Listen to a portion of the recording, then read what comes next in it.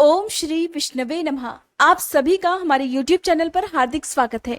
आज की इस वीडियो में आप जानेंगे वैशाख मास के शुक्ल पक्ष की एकादशी के पारण मुहूर्त के बारे में, पारण विधि के बारे में। इससे पहले आप जान लीजिए कि वैशाख मास के शुक्ल पक्ष की एकादशी कब है, कब व्रत रखा जाएगा, एकादशी और द्वादशी तिथि कब से कब तक रहेगी। साथ ही आप जानेंगे कि किस प्रकार द्वादशी तिथि के दिन आपको दान की सामग्री की पूजा करनी चाहिए, किस प्रकार दान देना चाहिए, यदि आप दान समय पर ना दे पाए तो व्रत कैसे खोलना चाहिए, किन चीजों को भगवान को भोग में अर्पित करना चाहिए और क्या चीजें खाकर व्रत खोलना चाहिए। अगर आपने एकादशी का व्रत रखा है और द्वादशी तिथि को आपको दूसरा कोई और व्रत भी रखना है, जैसे कि द्वादशी तिथि को इस बार शुक्रवार है, बहुत से लोग शुक्रवार का व्रत रखते हैं और इस बार क्योंकि प्रदोष व्रत भी द्वादशी तिथि के दिन ही रखा जाएगा, क्योंकि त्रयोदशी तिथि भी द्वादशी तिथि के बाद से प्रारंभ हो जाती है और प्रदोष व्रत भगवान शिव को समर्पित होता है। कुंडली में हर प्रकार के दोषों के निवारण के लिए ही प्रदोष व्रत रखा जाता है। ऐसे में आपको किस प्रकार से सुबह की पूजा करनी चाहिए, किस प्रकार से एकादशी का व्रत तोड़कर दूसरा व्रत प्रारंभ करना चाहिए, इसकी जानकारी भी आज की इस वीडियो में आपको मिलेगी। आज की वीडियो शुरू करने से पहले आप सभी को बता दूं कि अगर आप एकादशी व्रत की संपूर्ण पूजा विधि के बारे में जानना चाहते हो और जानना चाहते हो मोहिनी एकादशी व्रत की कथाओं के बारे में, क्योंकि इस दिन 2 कथाएं सुनी जाती हैं, तो इसकी वीडियो भी हमारे चैनल पर अपलोडेड है। आप चाहें तो उन वीडियोस को भी देख सकते हैं। साथ ही आप हर दिन हमारे इस चैनल पर वैशाख मास महात्म्य के अलावा श्रीमद् भागवत महापुराण की कथाएं भी सुन सकते हैं। आइए पहले जान लेते हैं तिथि और शुभ मुहूर्त के बारे में। तो साल 2022 में 12 मई गुरुवार के दिन मोहिनी एकादशी का व्रत रखा जाएगा। इसी दिन भगवान विष्णु की और माँ लक्ष्मी जी की पूजा की जाती है। क्योंकि मोहिनी एकादशी है तो भगवान श्री हरि के मोहिनी अवतार की और भगवान श्री राम की पूजा भी आज के दिन करनी चाहिए। एकादशी की तिथि प्रारंभ होगी 11 मई बुधवार की शाम 7:32 से, जिसकी समाप्ति होगी 12 मई गुरुवार की शाम 6:51 तक। एकादशी व्रत के नियमों का पालन दशमी तिथि से लेकर द्वादशी तिथि तक किया जाता है। 12 मई गुरुवार को एकादशी के दिन सूर्योदय का समय रहेगा सुबह 5:51 और सूर्यास्त का समय रहेगा शाम 6:55 पर। एकादशी के दिन देर तक नहीं सोना चाहिए, सुबह की पूजा जल्दी ही कर लेनी चाहिए।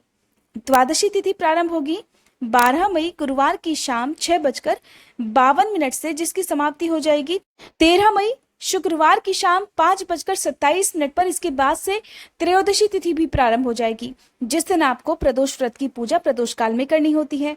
13 मई शुक्रवार को द्वादशी तिथि के दिन सूर्योदय का समय रहेगा सुबह 5:50 और सूर्यास्त का समय रहेगा शाम 6:55 पर।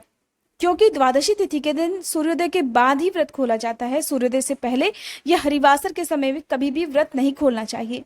तो व्रत पारण का जो शुभ मुहूर्त रहेगा सुबह 6:15 से लेकर 8:25 तक। अगर आपने एकादशी का व्रत रखा है तो आपको नियमों की जानकारी और खासकर व्रत पारण की जानकारी जरूर होनी चाहिए, क्योंकि अगर आपने एकादशी का व्रत रखा है, द्वादशी तिथि के नियमों का पालन आपने नहीं किया तो फिर किए गए व्रत का पूर्ण फल प्राप्त नहीं होता है। द्वादशी तिथि की पूजा विधि बताने से पहले मैं आपको बता दूं कि अगर आप भी प्रदोष व्रत रखते हैं जो कि भगवान शिव को समर्पित होता है, तो इसकी वीडियो भी हमारे चैनल पर अपलोडेड है, आप चाहें तो देख सकते हैं। और बेल आइकन प्रेस करने से आपको हमारे धर्म में प्रचलित जितने भी व्रत और त्योहार हैं उन सभी की जानकारी, तिथि और शुभ मुहूर्त की जानकारी समय से मिलती रहेगी। अब बात करते हैं द्वादशी तिथि की पूजा की, दान की सामग्री की। तो देखिए, एकादशी की पूजा आपने विधिवत जरूर की होगी, आपने नियमों का पालन भी किया होगा, क्योंकि एकादशी का जो व्रत होता है उसमें दशमी तिथि से लेकर द्वादशी तिथि तक ही नियमों का पालन करना होता है। इसीलिए एकादशी का व्रत बहुत मुश्किल होता है, बहुत कठिन होता है, हर कोई इसके नियमों का पालन नहीं कर पाता है। तो बहुत से लोग केवल एकादशी की पूजा ही कर लेते हैं, व्रत नहीं रख पाते हैं। आपको दोनों में से जो ठीक लगे आप वही कर सकते हैं। अगर आप पहली बार व्रत प्रारंभ करना चाहते हैं तो वैशाख मास के शुक्ल पक्ष की मोहिनी एकादशी सबसे उत्तम एकादशी है। वैशाख मास के शुक्ल पक्ष की एकादशी को ही भगवान श्री हरि ने अपना एकमात्र स्त्री रूप मोहिनी अवतार धारण किया था, इसीलिए इस एकादशी का नाम मोहिनी एकादशी है। द्वादशी तिथि को स्नान आदि से निवृत्त होकर हाथ में जल या पुष्प लेकर भगवान के सामने बैठकर इस प्रकार संकल्प लेना चाहिए, हे नारायण भगवान, आपको मेरा बारंबार प्रणाम है। हे मोहिनी रूपधारी भगवान श्री हरि, मैंने वैशाख मास के शुक्ल पक्ष की मोहिनी एकादशी का व्रत सच्ची श्रद्धा और निष्ठा के साथ किया है। फिर भी यदि जाने अनजाने में इस व्रत को रखने में मुझसे कोई भी गलती हुई हो, मैंने कोई भी ऐसा कार्य किया हो जो कि एकादशी के दिन नहीं करना चाहिए, तो अनजाने में की गई इस गलती के लिए, इस अपराध के लिए मुझे क्षमा कीजिएगा। आज द्वादशी तिथि के दिन मैं एकादशी व्रत का पारण करने जा रही हूँ और आज के दिन मैं अपनी सामर्थ्य के अनुसार जिस भी सामग्री का दान करूं उसे आप सहर्ष स्वीकार कीजिएगा। इस दान का पुण्य मुझे और मेरे परिवारजनों के साथ साथ मेरे पूर्वजों को और दान लेने वाले को भी प्राप्त हो, ऐसा आशीर्वाद आप मुझे प्रदान करें। इस प्रकार संकल्प लेने के बाद हाथ में लिए हुए जल को भगवान के चरणों में अर्पित करना चाहिए। द्वादशी तिथि के दिन भी आपको सूर्य देवता को जल अर्पित करना चाहिए। फिर सबसे पहले भगवान गणेश को, फिर भगवान विष्णु को तिलक लगाएं। भगवान विष्णु को चंदन का तिलक लगाया जाता है। माँ लक्ष्मी जी को सिंदूर अर्पित करें या रोली का तिलक लगाएं। आज के दिन पूजा में आप भगवान को अक्षत अर्पित कर सकते हैं, लेकिन एकादशी के दिन भूले से भी आपको ना तो भगवान को अक्षत अर्पित करने हैं, ना ही एकादशी के दिन चावलों का दान किया जाता है। आप अगले दिन चावल का दान कर सकते हैं, लेकिन आपको एकादशी के दिन ना तो घर परिवार में चावल बनने चाहिए और ना ही चावल से बनी हुई किसी भी सामग्री का सेवन घर के सदस्यों को करना चाहिए जिस घर में एकादशी का व्रत रखा जाता है। फिर आप भगवान श्री हरि की वंदना इस प्रकार करें। मंगलम भगवान विष्णु, मंगलम गरुड़ध्वज, मंगलम पुंडरीकाक्ष, मंगलाय तनोहरि। इस प्रकार भगवान विष्णु की वंदना करने के साथ ही ओम नमो नारायण या ओम नमो भगवते वासुदेवाय नमः, इन मंत्रों का जाप करते हुए भगवान के सामने धूप दीपक जलाएं। भगवान को पीले फल, पीले फूल अर्पित करें। भगवान को जनेऊ अर्पित करें, पीले वस्त्र अर्पित करें। दान की सामग्री, आप जिन भी वस्तुओं का दान देना चाहते हो उन्हें आप मंदिर में रखें, उनकी पूजा करें। इसके साथ ही आप विष्णु चालीसा का पाठ करें, आरती करें और क्षमा याचना करें, क्योंकि आज के दिन भगवान विष्णु को आप जिस भी वस्तु का भोग लगाते हैं उसी को ग्रहण करके आपको व्रत भी खोलना चाहिए। अब ऐसे में यदि आपका कोई दूसरा व्रत भी आज के दिन रहने वाला है तो आप फलों का भोग भगवान को लगाएं। कोई भी मौसमी फल या पीले फल आप भगवान को अर्पित कर सकते हैं, लेकिन इन सब के साथ साथ आपके लिए सबसे जरूरी है कि आप चाहे फलों का भोग लगा रहे हो, मिठाइयों का भोग लगा रहे हो, साथ में तुलसी दल यदि आपने नहीं रखे तो भगवान आपके किसी भी भोग को स्वीकार नहीं करते हैं। भगवान केवल तुलसी दल और जल से ही प्रसन्न हो जाते हैं। ऐसे में तुलसी दल आप भगवान के सामने जरूर अर्पित करें। एकादशी के दिन तुलसी दल नहीं तोड़े जाते हैं, लेकिन द्वादशी तिथि को आप यदि तुलसी दल तोड़ना भूल गए हैं तो चाहे तो अपने आप गिरे हुए तुलसी दल भी भगवान को अर्पित कर सकते हैं, या आप खुद भी तुलसी दल तोड़कर भगवान को आज के दिन अर्पित कर सकते हैं। तुलसी दल तोड़ते समय आपको इन विशेष मंत्रों का जाप जरूर करना चाहिए। ये मंत्र है ओम सुभद्राय नमः, ओम सुप्रभाय नमः, या फिर मातस तुलसी गोविंद हृदयानंद कारिणी नारायणस्य पूजार्थम चिनोमि त्वाम नमोस्तुते। इन 3 मंत्रों में से आप किसी भी मंत्र का कम से कम 5 या 7 बार जाप करें। उसके बाद हाथ जोड़कर प्रणाम करते हुए आपको तुलसी दल तोड़ने चाहिए।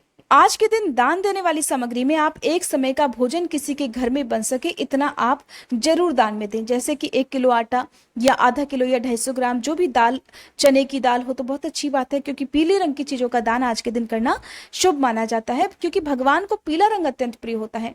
पीले वस्त्र आप दान में दे सकते हैं, अन्न का, फलों का आप दान कर सकते हैं, या फिर आप अगर ये सब सामग्री दान में नहीं दे सकते तो कम से कम इतनी दक्षिणा आप जरूर रखें कि एक समय का भोजन किसी के घर में बन सके।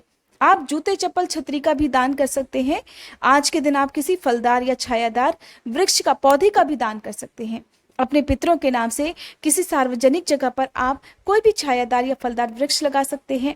फिर दान में दी जाने वाली सामग्री को किसी योगी व्यक्ति को दान में देना चाहिए। कई बार आसपास ऐसे लोग नहीं मिल पाते हैं जिन्हें आप दान की सामग्री दे सके, तो ऐसे में क्या करना चाहिए? देखिए, क्योंकि व्रत आप किसी न किसी रूप में दान देने के बाद ही खोलते हैं, तो ऐसे में दान की सामग्री आप बाद में भी दान में दे सकते हैं, लेकिन उससे पहले आसपास गौ माता को, चिड़ियों को या फिर चींटियों को कुछ न कुछ भोजन का अंश उन्हें खिलाकर उसके बाद ही आपको व्रत खोलना चाहिए। कई बार ऐसा होता है कि एक ही दिन 2 व्रत पड़ जाते हैं, जैसे कि इस बार द्वादशी तिथि भी है, एकादशी व्रत का पारण आपको करना है, साथ ही प्रदोष व्रत भी है जो कि शुक्र प्रदोष व्रत रहेगा।